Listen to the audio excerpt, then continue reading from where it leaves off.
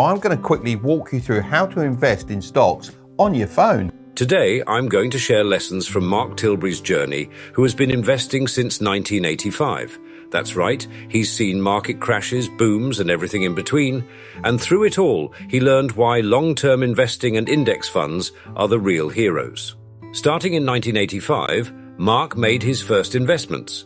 And despite experiencing market crashes that shook everyone's confidence, he held strong. Fast forward to now, and the returns have been more than worth it, with an average annual growth of 11.23% over the years. Mark's critical decision was to ignore well-meaning friends who advised him to sell during downturns. They reacted emotionally, but he stayed the course.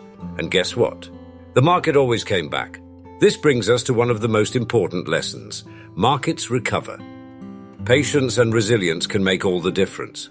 Now let's fast forward to today. Investing has never been easier. With modern apps like Trading 212, you can get started with just a few taps. And here's a pro tip.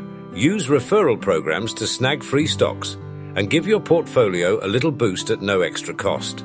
But let's not forget the power of diversification. By investing in index funds, you spread your risk across multiple companies, which protects you from the ups and downs of individual stocks.